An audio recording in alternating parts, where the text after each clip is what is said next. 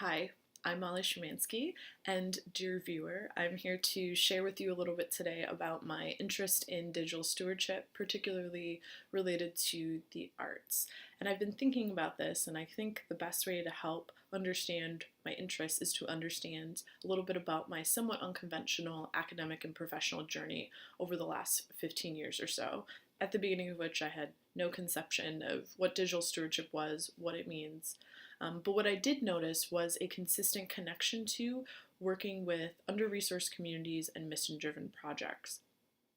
And over time working with these projects, I eventually noticed a second theme, which was no matter what city, what project, what group I was working with, there was always a intense need but lack of capacity to manage, preserve, and access critical digital resources. And so I tried to start to fill in those gaps where I could when I was in different roles. And now I can see, hey, this is sort of an organic path that led to this concept of digital stewardship. Stewardship and service kind of being two sides of the same coin, and the digital piece really seeing that need for and wanting to address issues around digital information. And along the way, I think two particular experiences really solidified this for me. The first of being moving to New Orleans few years ago and working with an organization that provided technical support to communities living next to hazardous industry, and these community groups working towards advocating for cleaner air quality. And something these groups consistently requested was information about unplanned or accidental chemical releases from these plants. This information wasn't published anywhere, but it was submitted to the state, hidden behind bureaucracy in half-digitized, inconsistent formats, and really unusable unless you knew what you were looking for, and even then.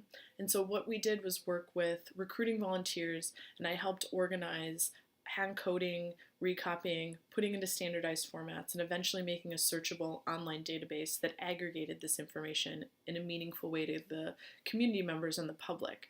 And it really helped me understand the importance of that type of digital stewardship, which was foregrounding open accessibility and really preserving information in a way that creates meaning and impact. And so that led me back to a few years later, going back to school for my Master's of Science and Information, which I had my second experience last summer that was really foundational, and that was working with an archive in Cape Town, South Africa, which has this really important collection of anti-apartheid activism materials. And they have a really small but dedicated and under-resourced staff who asked me and my team to address and try to assess their current digital assets, their workflows, and also help them map a way forward. And right away I could tell that this task was going to require a customized approach that reflected the unique budget, staffing, resource constraints of this archive. Any plan that we were going to make that was going to be useful for them needed to reflect those broader professional standards and connect them to that broader global archival community, but it also needed to be useful for them right now and in the future. And so it really taught me that successful digital stewardship is about implementing professional standards and structures, but with flexibility, creativity, and grace, never in a decontextualized vacuum with a one-size-fits-all approach.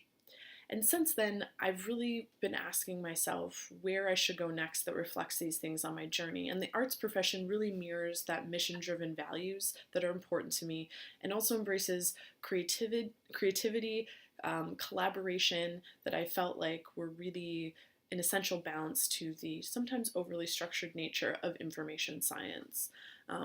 And it also feeds my hunger for tackling complex, challenging problems. So much of the need right now in the arts community is about preserving and providing digital stewardship for born digital materials, whether it's related to multimedia exhibitions or the visitor experience. And this is a layered, complex task of capturing digital objects, but also intangible things and experiences around these objects. And I just love the imagination and sort of complexity of that task that's required. And these are exactly the kind of opportunities that motivate me and have led me to this moment. And I want to continue to intentionally seek out the importance of working with colleagues and institutions that also want to give digital stewardship meaning and value and share those motivations.